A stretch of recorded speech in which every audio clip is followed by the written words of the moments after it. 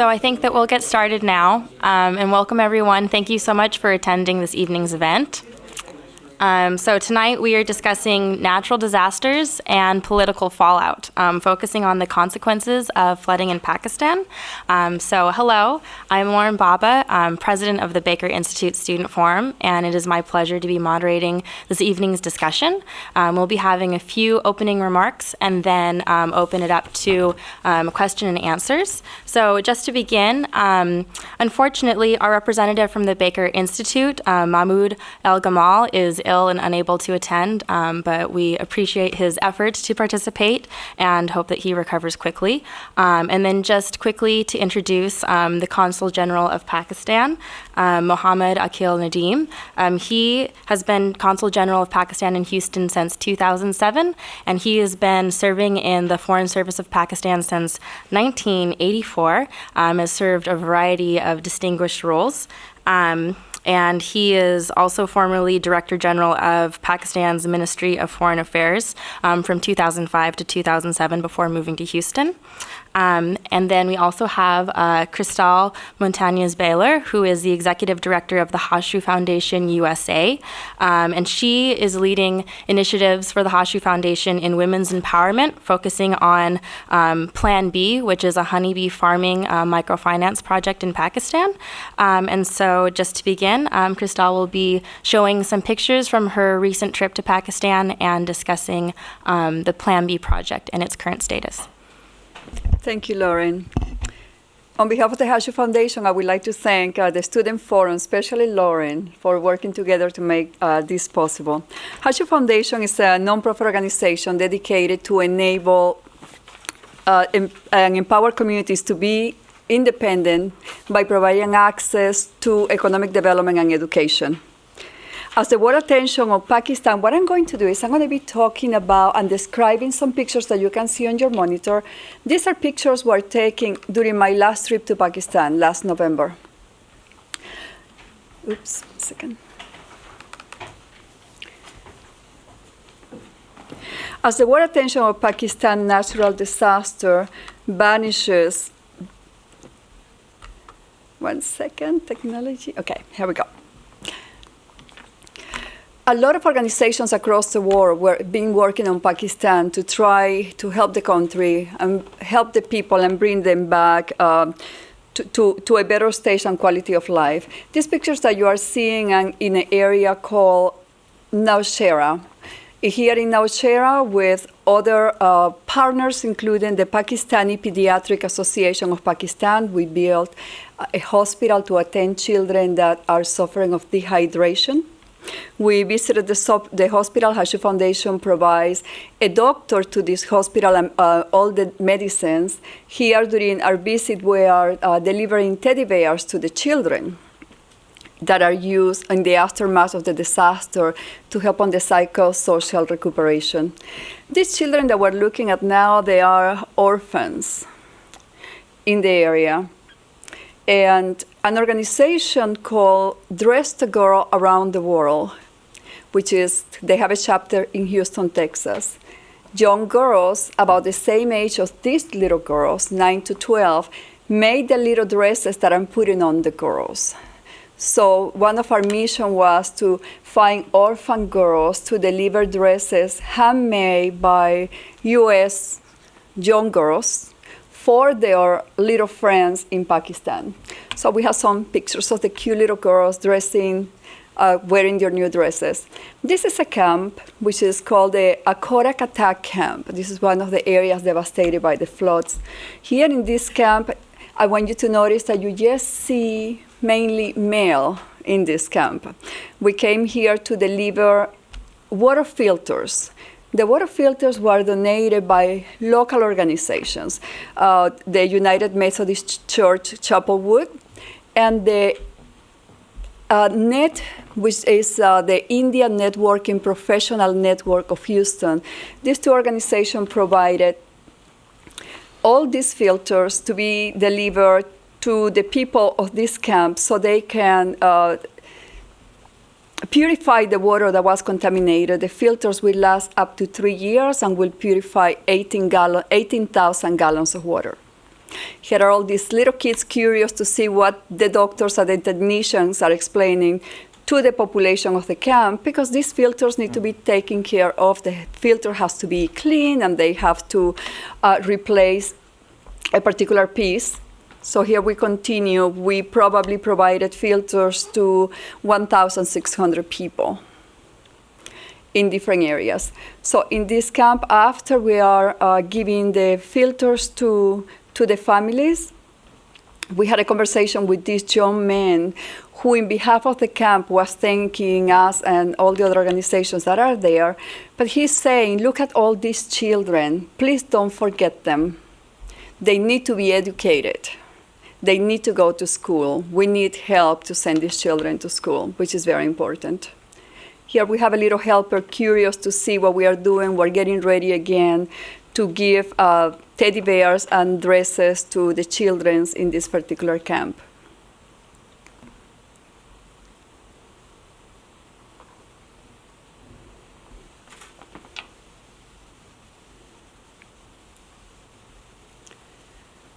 Thank you, Snow.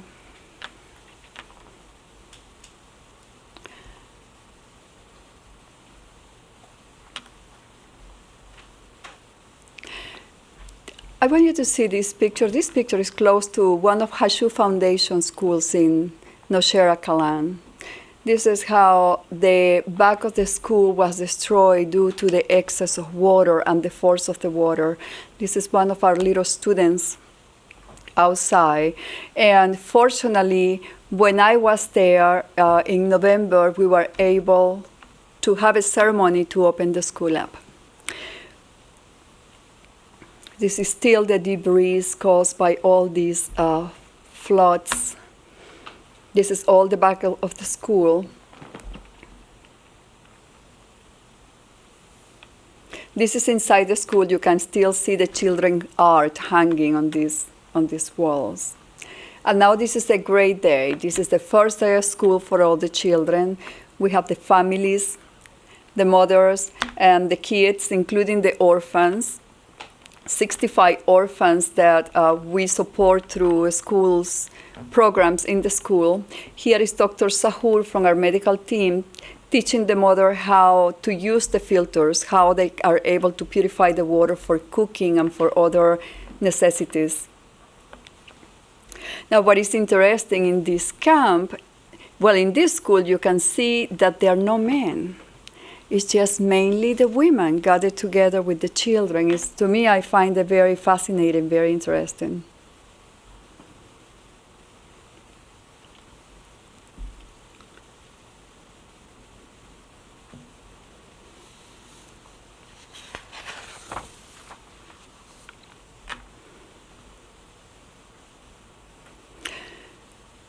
A lot of organizations in Pakistan know enough, of course, are still visiting all these different camps of all these different communities. Hashu Foundation is committed to provide not only education, but continuously water, especially to the medical camps that we are supporting. The children refuse to drink the water that is purified with chlorine pills and with powders. So we have committed to distribute bottled water to every single one of those camps and schools that we're working with where we know that there are children that are taking medication.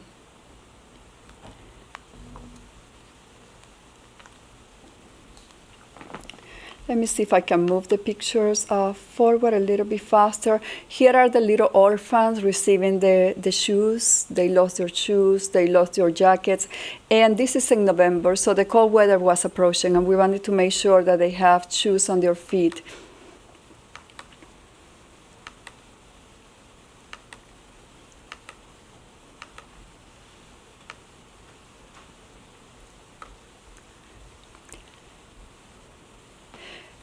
This is another Houston and Austin initiative. There is an organization called Angels in Cowboy Boots, very Texan.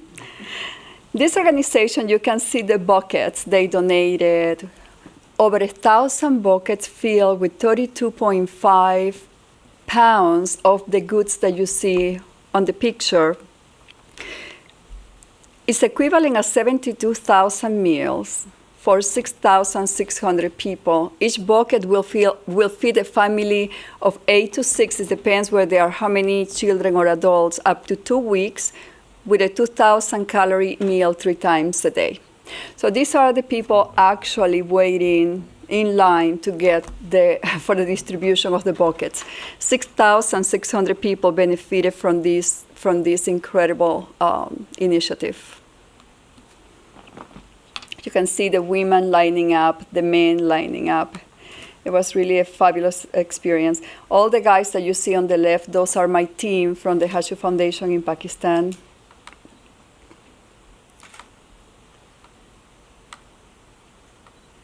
See if I can speed up the pictures a little bit more. This is incredible. This is the district of Layat in South Punjab. A group of youth from the UK had an initiative to collect food to prepare all these parcels to be sent to Pakistan. We found out that no donor has been in these islands, so we transported the food by boat. Once we arrived on land, it was transported by donkeys to the center island to the people.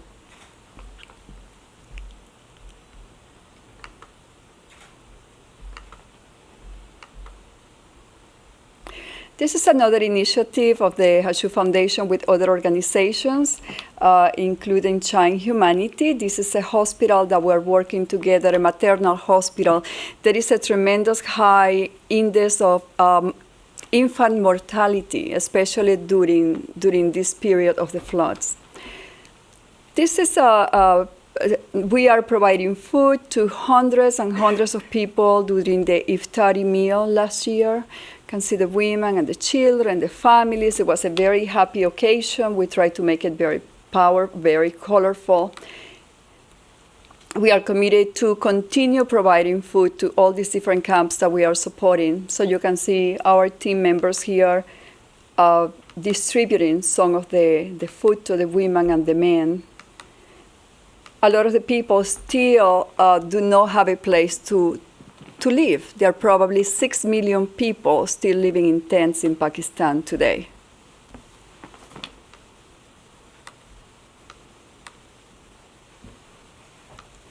This is another one of the camps. This is the camp in Charsada. And we work with other organizations providing the tents for the children, continue to provide the water and the meals. And this camp is very close to that hospital that you saw before, the maternal unit in Charsada.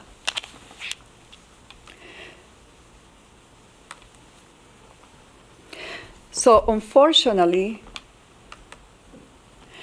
as all these different situations are happening in Pakistan, people try to rebuild their lives. The government of Pakistan and other organizations are working together. We confronted in Pakistan what is called the donor fatigue syndrome. What we didn't think about it as the international community is that unfortunately this could lead to an extremist group taking advantage of this situation and take a vulnerable country of 21 million people, the poorest of the poor that has been affected by the floods, and don't give the necessary humanitarian aid that is really needed for this amount of people. And what is this going to lead to? It's going to lead that the Taliban from Afghanistan with all the drug cartel money and the Saudis might offer what we, the international community, are not offering, which is fulfill basic human needs. The mother that have a child that is dehydrated, somebody might knock at the door and say, I'll give you $2. Here is some water for your child, and I will also educate your child. Many times, that family, they have no idea what they are giving into. They don't know the price they will have to pay later. And us here in this country don't really realize that sometimes those children that we are not helping, either for lack of knowledge, either for lack of priorities, might be the children that might be the new bomber. We can avoid that. We can help all these children. There is enough wealth in this country to do that. I'm going to tell you a story. I met with somebody from the American Red Cross, and we are discussing Pakistan. And I understand that they receive for Pakistan a fourth of what they receive for Haiti. The disaster of Pakistan has been the largest disaster in the world up to now by the United Nations measure. And how do they measure the disasters? By the number of displaced people. 21 million people were displaced in this disaster. And again, they have received the least amount of aid that the last biggest disaster. Let's don't even talk about Japan today. Let's talk about Indonesia, about the earthquake in Pakistan and Haiti. Let's look at Haiti. There is a tremendous team of international champions for Haiti. Let's look at President Clinton. President Clinton is the representative to the United Nations for Haiti. He has put together an amazing team of people to recuperate Haiti from the ground up in every single stage of the way. We need a champion for Pakistan. We need a champion that can go out there and raise the funds for this country who needs help to fulfill basic human needs. It's not 1 million, it's not 2 million, it's 21 million people. I want to share with you 4 minutes of a documentary of an award-winning project in Pakistan. This is a project that is an economic empowerment project for women, which is sustainable and successful. And I want to share with you because after that, I want to show you how this project looks today, after the floods.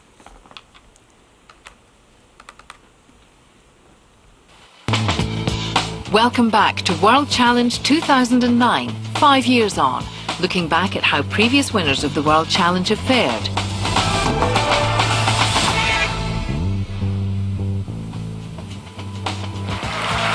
Last year's winner of the World Challenge prize was the Hashu Foundation.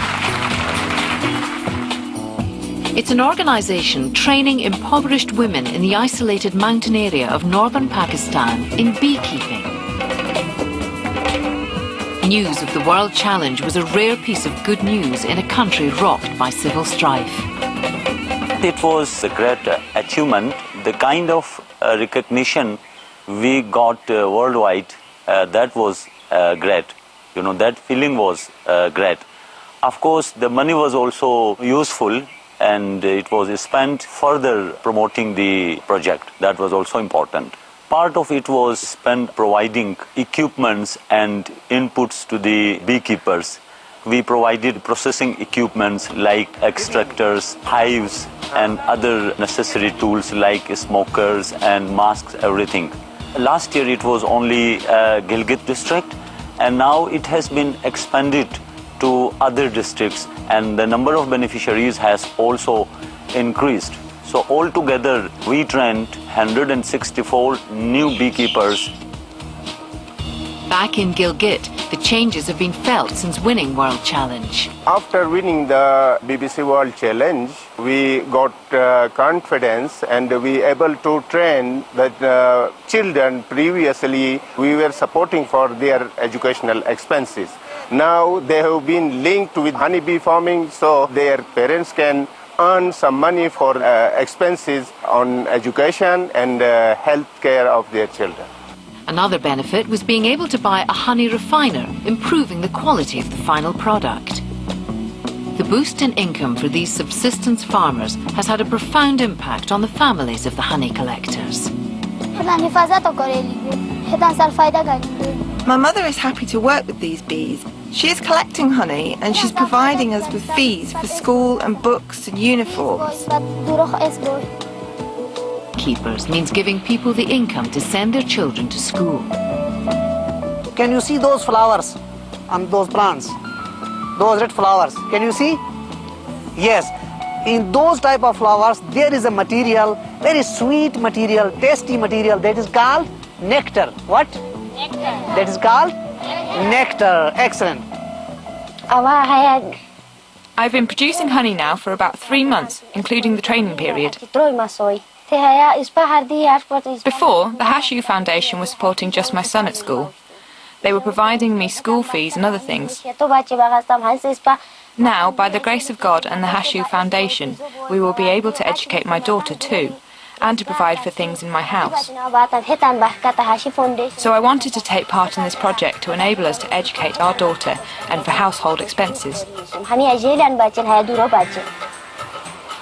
Hashu reckons there's still a lot of scope for expansion and development in the lucrative organic and fair trade markets.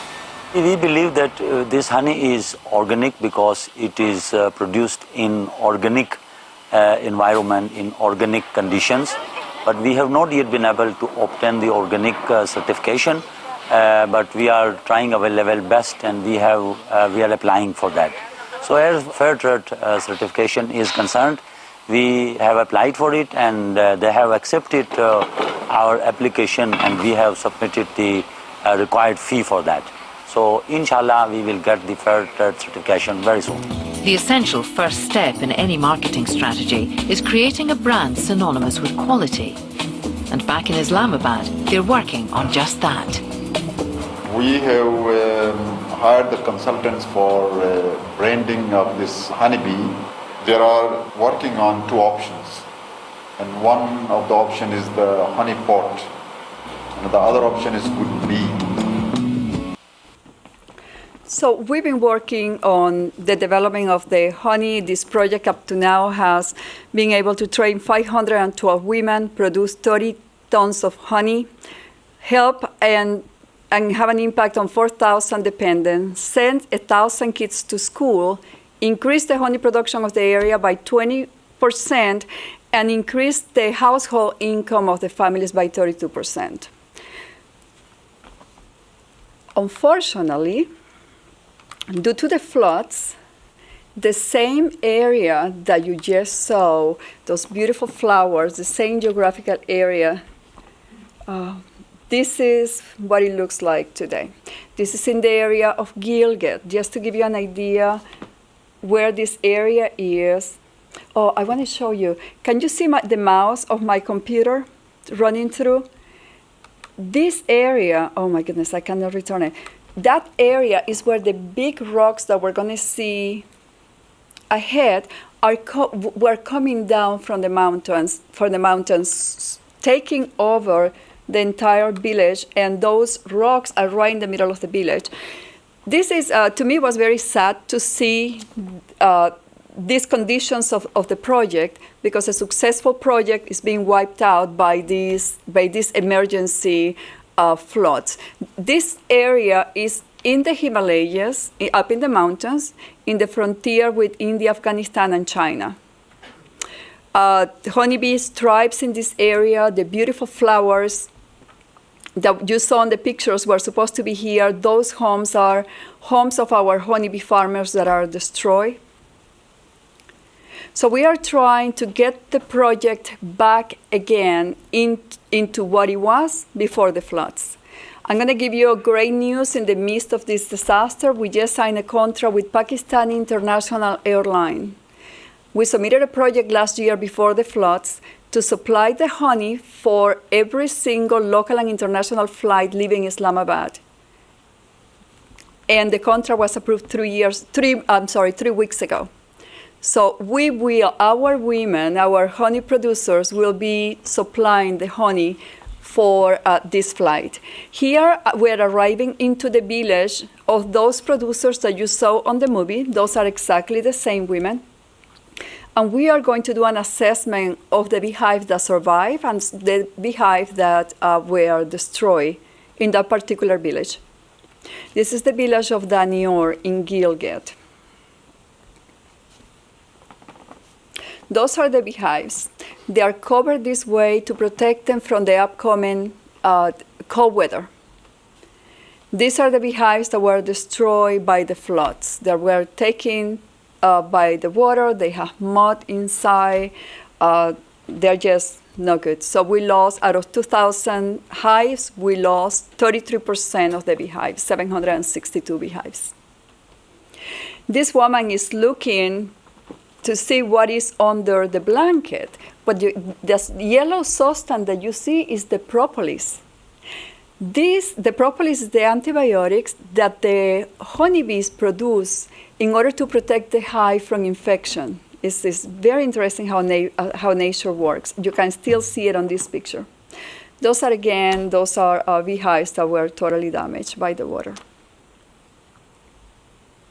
So our main challenge right now is to bring this project back to where it was, replacing the damaged beehives, so we can continue with the contracts. This project provides honey to 10 five-star hotels, 90 grocery stores in Islamabad, in Karachi, and Lahore. And we also created a small, tiny community store to test and see if the neighbors will come and buy our honey in the little community store, so it can be another income-generating business. What does the honey sell for? Well, the honey, we sell it in bulk to the hotels. See, in Pakistan, the hotels buy more honey than sugar to cook the regular food and to cook the desserts. So we've been lucky enough to sell the honey to hotels. And the way the cycle works, we train the women, but also we don't isolate the men in the project. We were able to include all the men that were producing in 1994, but didn't have a way to sell their honey to any open market. So at this point, we buy from the women and the men. We help them create their honeybee association. And we had a board of directors meeting to elect the new board. A woman was elected vice president. Incredible. Then now the women and the men are working together. They manage their own cooperative, and we help them, the foundation helped them create their own corporation to manage their business.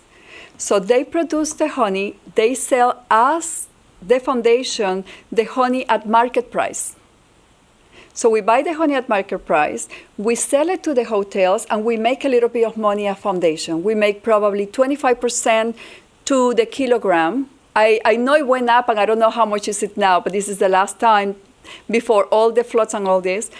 We take that pool of money and we invest it back into the project in marketing, labeling, transportation, to help the women get their honey to the market. Now, the hotels have taken this project as their corporate social responsibility. They pay a premium above the honey price, and the foundation disburses the funds to the women, so the women can pay for the education of their children, so they can go to a school set up by NGOs in the area that they are not free. The only free schools are either the madrasas, the indoctrination schools, some of the government schools. So we are trying to prevent the penetration of extremism, right, as everybody else that is working in these areas. So we are providing and facilitating education, nutrition, and health through this project. We're working in several areas. We're even working with the Kalash women. Kalash is a culture of atheists that survives in a Muslim country. It's very interesting in the mountains. And we just had a very interesting experience with them. We were buying their honey at market price. Well, they have been empowered to the point that they get a lot of tourists from Japan and from Europe. And they packet their honey, and they notice that they pay 4 times more than we pay them. They came to us and said, is it okay if we don't sell our honey to you, we sell it to the tourists, can we still get your support? And we say, of course, we'll give you ongoing training, we are here if you need us. And this project, they created their own exit strategy for their honey, which is incredible. So that's what it's all about, for these farmers to become self-sufficient, where they can say, we have a better market. So, but at this point, we are able to facilitate a market that is there. And so these pictures, this is what the area looks today. We're going to work very hard to help these women. I'm coming back on April the 15th with a team of students from the University of St. Thomas and the University of Rice University Microfinance. Our Microfinance is our partner in this project. As a matter of fact, they have 12 women that they are supporting with $350 loans. There is no interest on the loans. There is interest free. With this amount of money, the women were able to buy 4 beehives each for a total of 48 beehives. With the floods, we lost 30 beehives. So the students, the Rice University students, are raising the funds to help their beneficiary get back on their feet so they can kickstart their honey business again. So the total amount that they are trying to raise is $3,180. Each beehive costs $106. So they are doing an outstanding job because these are young people that instead of going partying on a particular Sunday are raising the funds to help these women in Pakistan. Thank you very much. Thank you very much for your attention. And if you want to know a little bit more about the project, I will be very happy after the presentation is over to talk to you. Excellent. Thank you, Cristal. I think we'll have the Consul General speak and then open up to more questions.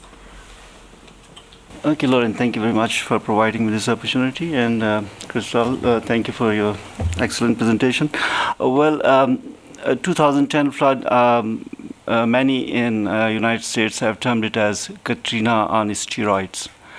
It has indeed been, it has no parallel in modern history, the destruction it caused. Just to give a brief summary of the kind of devastation it caused, it affected 79 districts of Pakistan, affected over close to 21 million people. The land mass affected was 100,000 kilometers, more than the whole of state of Florida. And the cultivated land affected was close to 20,000 square kilometers.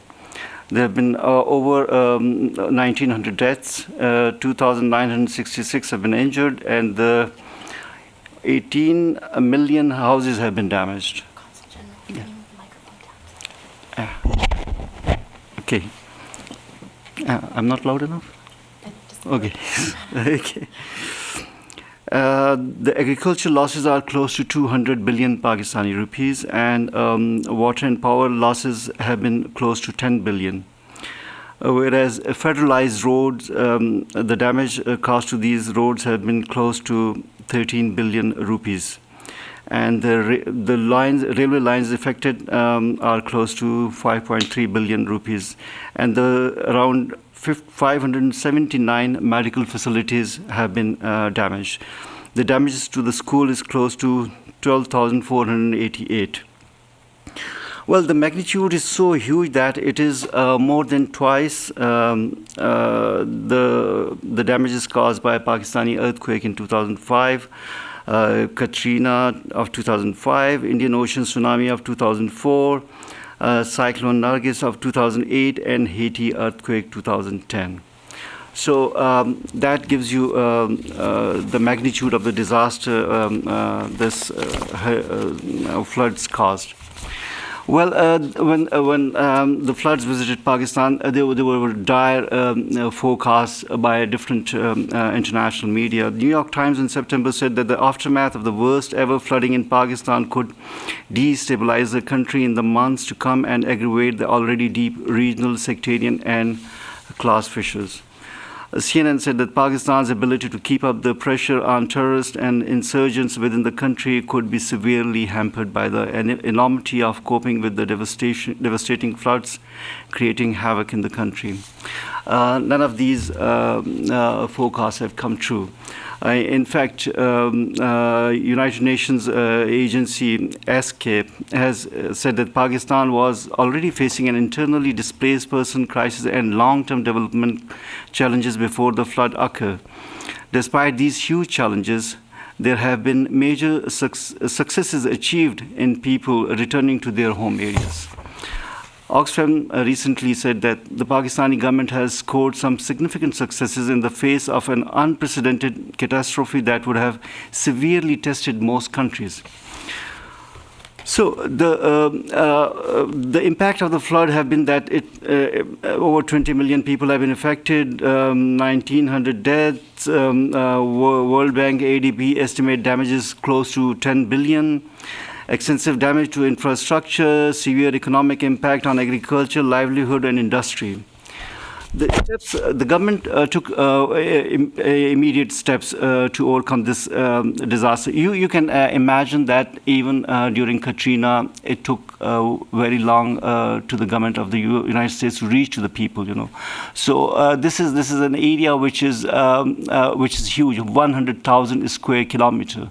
So and over 20 million people were involved who were relocated into different camps, and provided different facilities like food, health, and other necessary facilities. So it was a huge task, and government immediately took various steps to fight this disaster.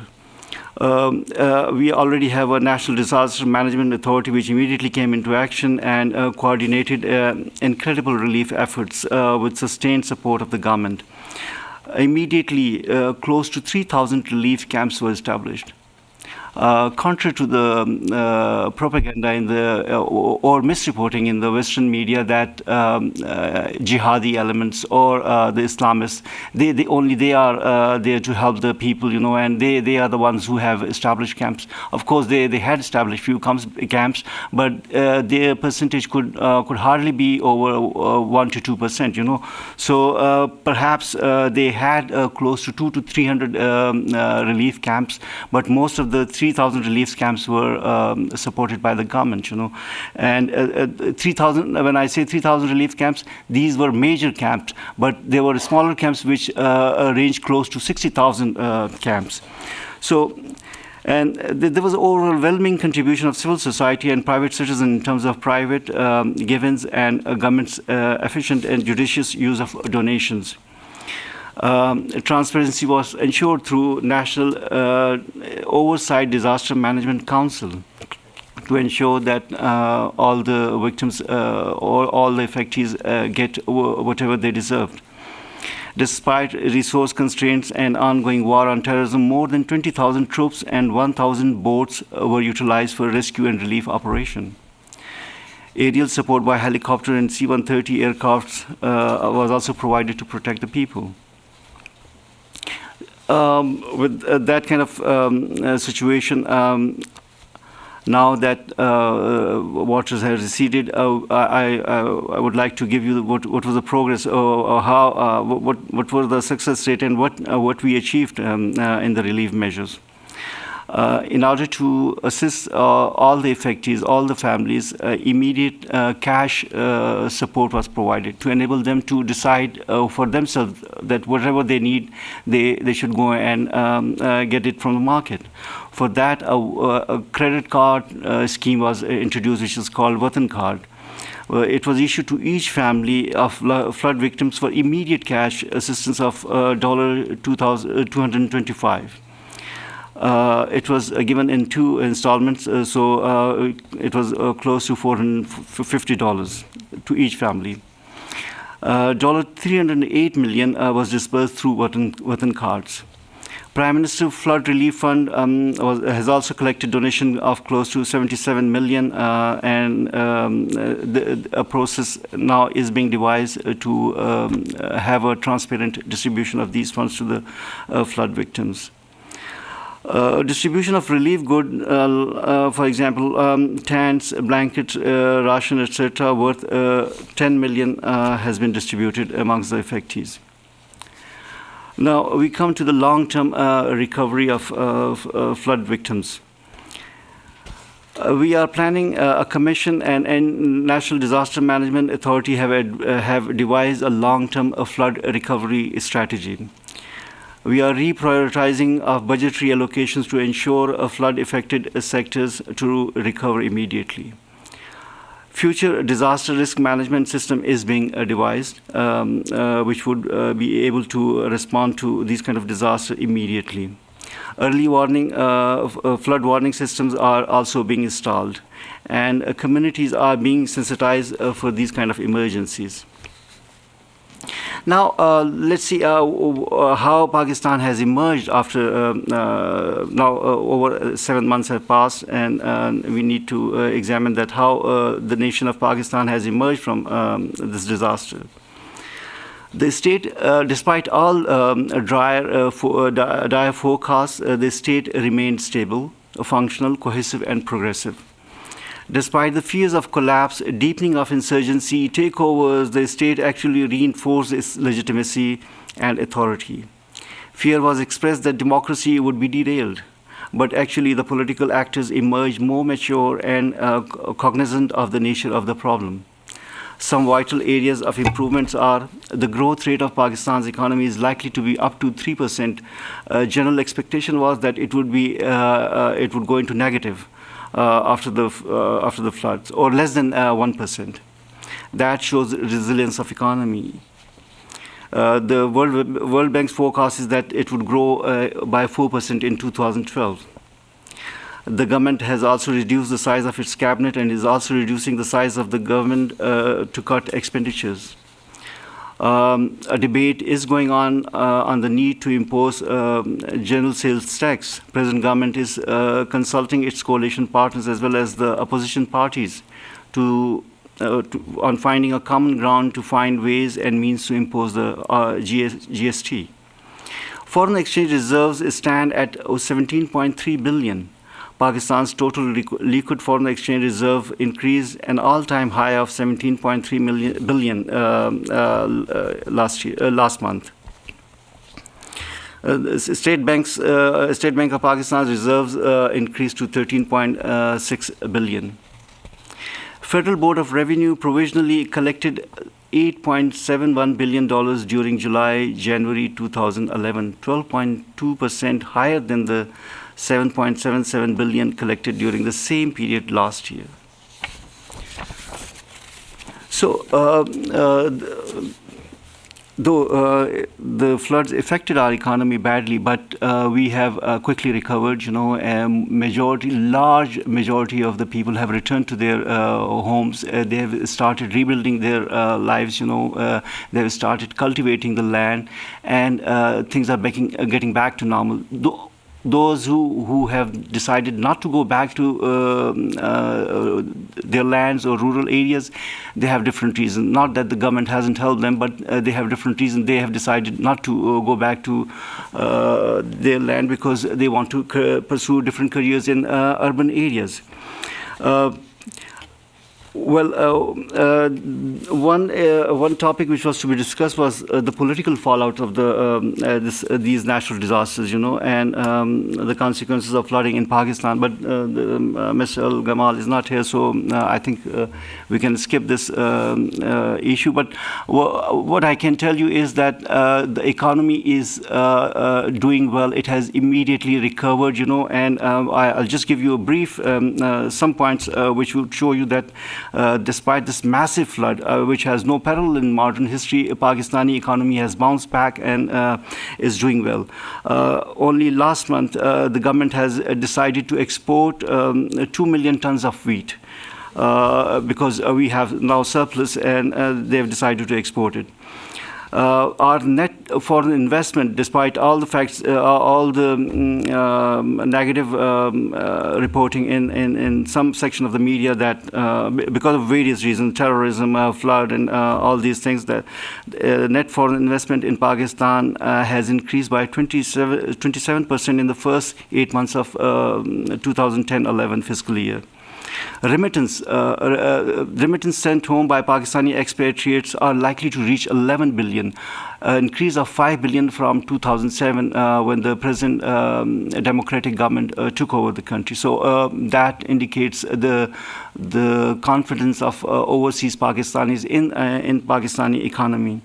Securities and Exchange Commission of Pakistan registered 324 companies in February 2011 alone, with 23 companies having a total foreign investment. In 2010, profitability of banking sector saw an increase of 5% year-on-year basis. Pakistan's export are showing phenomenal growth. It increased by 42% in month of February alone, rising to 2.16 billion compared to 1.52 billion in February 2010. Large-scale manufacturing sector expanded by 2.2% in December 2010. investors, foreign investors see no hesitation in investing in Pakistan because of the obvious advantages they have. Even China is planning to set up an economic zone in Karachi in collaboration with the Sindh government. Revenue of Pakistan's textile sector grew by 39% and profit by 183% in the first half of the current fiscal year.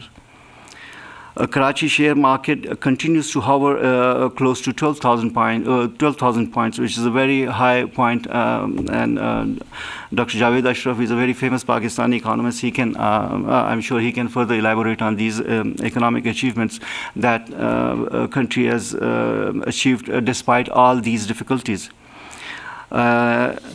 Well, these are the achievements that we have made despite all these difficulties. And though everything is not milk and honey there are difficulties. We are fighting a war against terrorism.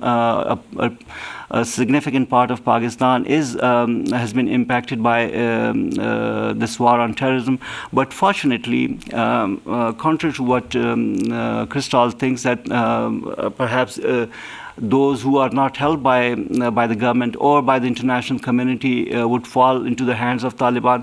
Fortunately, there is no evidence to support that. None of the area which was impacted by floods, we haven't seen, or even the international media hasn't seen any involvement of extremist elements in those areas. There is no extremist activity in those areas. That's one point to be confident of. And but the government, there are worries about the political situation in Pakistan. But we need to understand that it's a country which returned to democracy after 8 years of a military dictatorship. So, judiciary is independent, legislature is independent, and executive is independent, and all these three centers of powers, they are trying to evolve. The judiciary is trying to make its independence felt, and there's nothing wrong with it. I mean, if the institutions are asserting themselves, we shouldn't be worried about these things, because this is how democracy gets strengthened. So in the long run, the different differences between these institutions would strengthen democracy. So it's what my point is, that it's not a cause to worry. It's this struggle would strengthen institutions, and this is what we need. Here I rest my case, and then if there are any questions or any clarification, if there is something Dr. Javed Ashraf wants to say, you're most welcome, sir. I don't have any direct experience of this, but Crystal, I'd like to ask you, since you've been on the ground in Pakistan, crops were wiped out, cattle were wiped out, houses were gone. How did 20 million people go back and start a new life? Well, I can only speak for what I saw. And I saw people in camps being helped, and I saw people needing more help that they could get. And I saw people and organizations and government and non-profits and corporations trying to get the people who were affected, who unfortunately is always the poorest people who get affected in our countries. And I say our countries because my country is also a developing country that goes through the same situations. So when I mentioned 21 million people, I was very clear to say that's the UN measurement for saying that to measure a disaster. So the UN measures disaster by number of people displaced. So that is the number of people that the UN published at the end, certain period of the disaster. That doesn't mean that there are all those people out there. For the last records that I read about Pakistan, there are still 6 million people that do not have a home. Where are they? They might be with friends and families or still in the camps, and that's a fact. Not all the people has been reinstated. Can I add a few things? Dr. There's been a significant international assistance. The U.S. has been the largest donor in this in our effort to rebuild what we lost. U.S. provided us $500 million, Saudi Arabia close to $400 million, and then United Arab Emirates close to $200 million.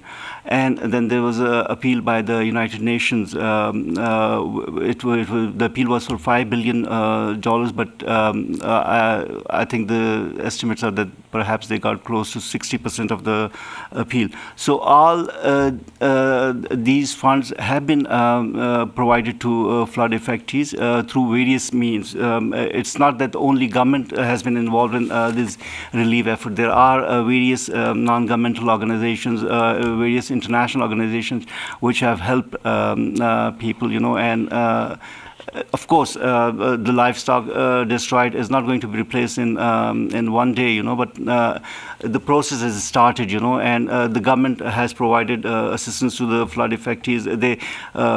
Punjab and Sindh government, they have, in fact, they have built a few houses for people, and the process is continuing. When I say that things are back to normal, it doesn't mean everything is fine, People, but what I'm saying is that people have gone back to their areas. They have started their lives again. They have started the cultivation of land, and the government is providing them with the help. Government has provided them with the money, with seeds, with building materials, So 20 million people mean, I think, close to 2 million houses were damaged, So, because on average, every household in Pakistan in rural areas, it consists of, I think, on average, 8 to 9 people, isn't it? And usually they live together in a house. So the problem is not over. I don't want to say that problem is over, but what I'm trying to say is that government and the international agencies, international community, and various NGOs, they are helping, and people are getting back to normal.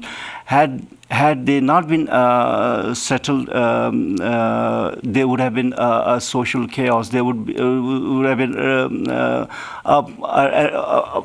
a major chaos in the country, but that is not visible. People have gone back. They have started. I haven't seen anything in the international media saying that people are still rotting in the camps. The camps, the majority of the camps have been dismantled.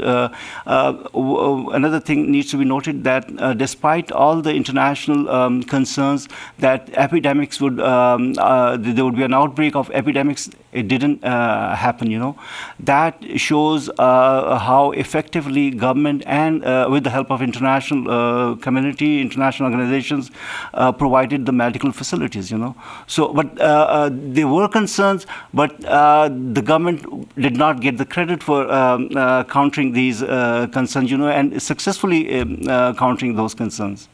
Sir, I believe you had your hand up earlier for a question. I was going to ask you, how do you measure normalcy? Is it based on infant deaths, the annual income of people? How do you tell the difference between now and what it was before the flood? Well, we need to understand that most of the areas that were affected by the floods were rural areas. And basically, in rural areas, you have a very basic living, and that's why. And most of the houses that were destroyed, government provided them with the money to rebuild those houses, and that's what has happened. People have gone back to their houses, rebuilt their houses, and have started cultivating their land. So, in that sense, the life has returned to normal for them. So it's just they've gone back, that's the measure of normal? Yeah, they've gone back and they've been provided assistance by the government, to start whatever they were doing before. Yes. Why would they be so many of them going back to an area that destroyed them You know, here in America, if the Mississippi overflows, you quickly realize where the line is, and you don't build in that area. Are there property rights in Pakistan that these rural people have to observe so that they only can go back and build on what had destroyed them before? Well, I mean, this is an exceptional monsoon, and since 1920, it hasn't rained that much, So these areas have not been, every year they have not been affected by the floods.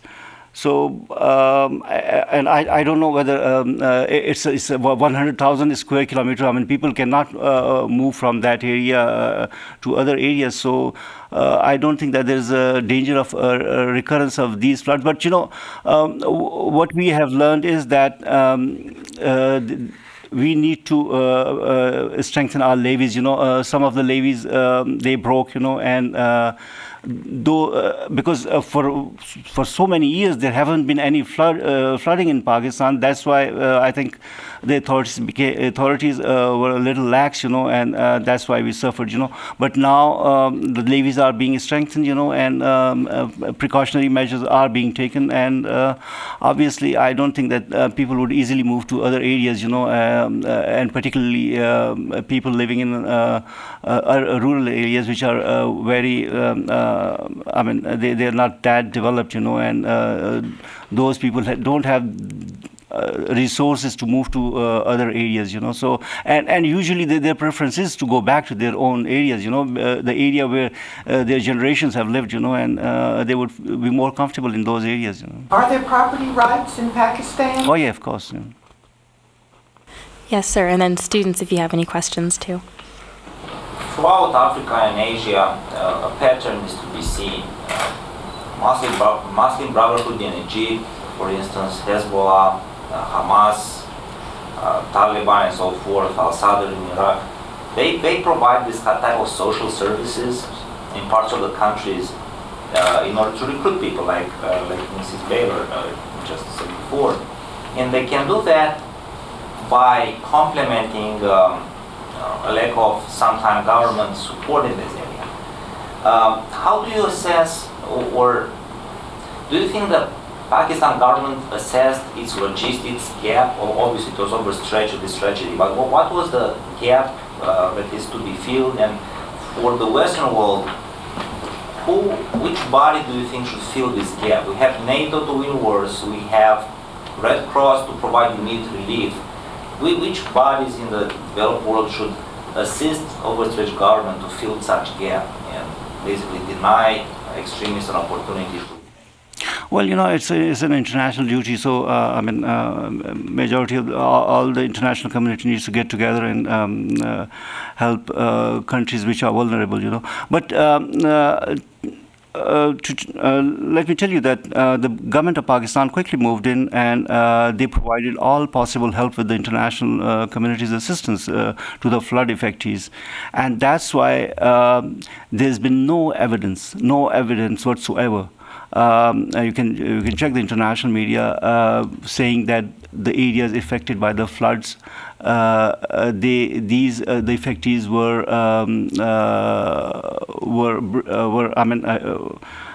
they were provided any assistance by the extremists or the radicals, and there's no evidence to suggest that. So if the government, existing institutions, if they are able to quickly redress the grievances of the people, there's no scope for these extremist elements to get to those places and convert those people, Yeah, and I would like to make a clarification also, because I did not say that that was a fact. I say that there is a risk. The whole international community is concerned of that risk of penetrating secure areas by unwanted extremist groups, which is it is a risk in vulnerable areas in Pakistan and in any other area. It doesn't say that it's a fact that has been measured. I just want to make very clear what I meant with my statement. And there's, there's no evidence that all the areas where there are problems, those people turn to, if the extremists or the radicals help them, they would turn to them. No, there's no evidence. In fact, I tell you one thing. After the 2005 earthquake in Azad Kashmir, American soldiers, they helped earthquake victims. There was a massive relief effort carried out by the U.S. government, and the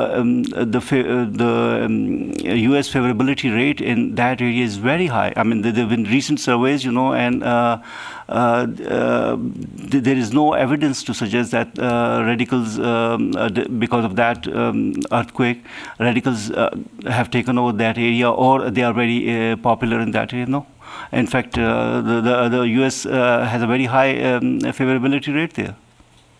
Students, do you have any questions? Yes.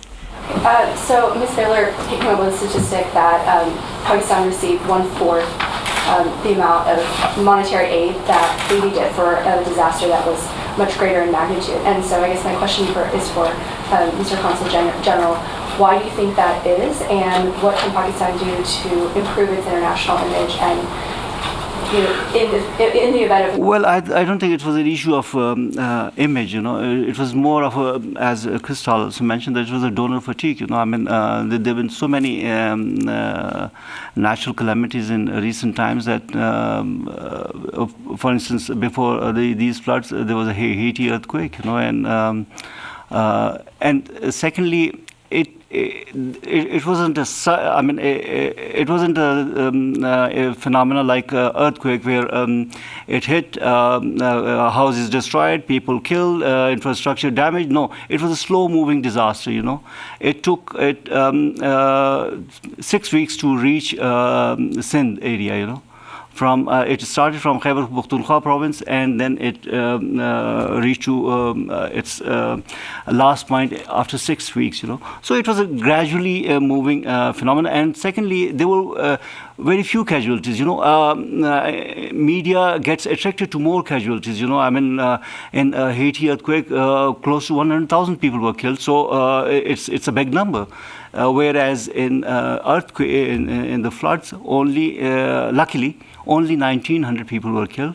So that's why it didn't get that kind of media coverage, And if you don't get that kind of media coverage, then people tend to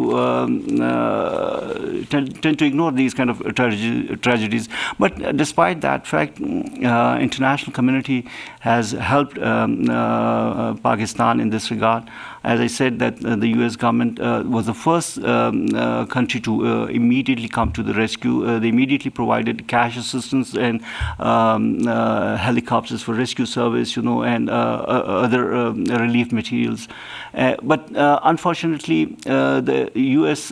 people's support has been lacking, and it's because of perhaps first there were no strong visuals, no roads cracked or houses falling because of the earthquake, or a large number of people getting killed. So I think perhaps this was the reason. And we have time for maybe 2 more questions, and then of course discussion can continue in the reception. Yes. Yeah, Fahad. I had a question for Ms. Baylor. You talked, it's commendable how Hashi Foundation is working to help the people of Pakistan by providing them aid, and also by Plan B, the continuing Plan B even after the floods have taken place. And I'm sure we all recognize the fact that sustainable aid is more important than just providing people with food or clothing or shoes. Are there any other plans that Hashi Foundation is going to undertake or is undertaking right now other than Plan B? Oh yes, the Hashi Foundation has different stages. Regarding the floods, the first stage was the immediate attention to the emergency, then help on the recovery. And now, actually, when I go during my meeting, there is going to be a meeting of the foundation to see how we're going to really plug in and help on the recovery through economic development projects. We are focused on economic development. We believe that empowering the person, the family, to have a skill, improve their skill or gain a skill in case that the father died, the mother doesn't have any skill. So she can provide for their children is the way to do it. Actually, economic development will lead to education. Parents who are able to provide for their family can pay for their children's education, and instead of having a dependency from another NGO or even from the government to pay when the parents don't really realize the importance of education. Most of the time, those kids get pulled back out of school to help on the field, to bring the wheat or help with the corn or the water or pour the water, help with the irrigation in the rural areas. So those are the plans. The plan is to help on the recovery too. So it's the 3 R's. It's the rescue, recovery, and rebuild. So are there any specific plans that you have in mind, the Hashimoto Foundation has in mind? There are discussions on economic development projects in the different areas. We work, it's not something that we're going to integrate into the project, something that we already do. So we just want to plug some of our best economic projects, whether it is the Plan B, expanded to other areas, or it is the economic development through dairy products, or it is a new enterprise that we just got involved with, is with ostriches. That's something that we are testing, a project with ostriches where mainly the women, or in this case the family, can take care of these big birds. They have these great big eggs that are good for the whole family, huge omelets, but they are very valuable. Their meat is very valuable. Also the feathers can be sold to the market.